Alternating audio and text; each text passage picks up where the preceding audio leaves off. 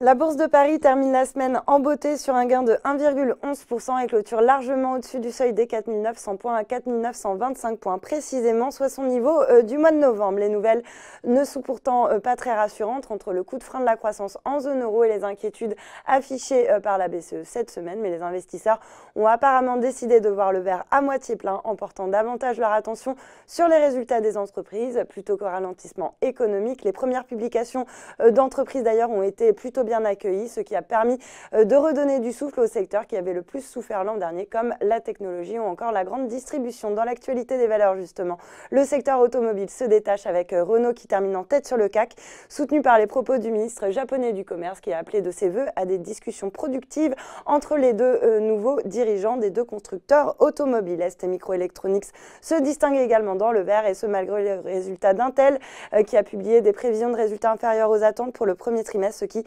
relance les inquiétudes sur un ralentissement de la demande provoquée par la guerre commerciale entre Washington et Pékin. Le titre STMicro qui bénéficie donc de deux éléments positifs.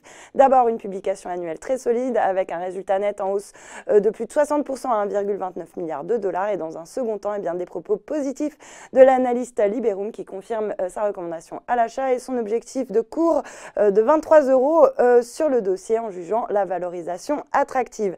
À noter également que le secteur bancaire, à l'image de BNP ou encore Société Générale, reprend de la hauteur après avoir corrigé ses dernières séances. Le secteur reprend donc du poil de la bête malgré le discours de la BCE qui a expliqué que compte tenu du contexte économique, une remontée des taux directeurs n'était pas prête d'arriver.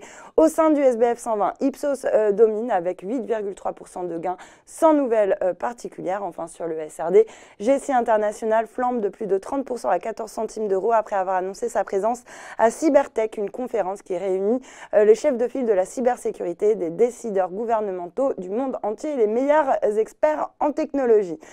Voilà, c'est tout pour ce soir, mais n'oubliez pas, toute l'actu éco et finance est sur Boursorama.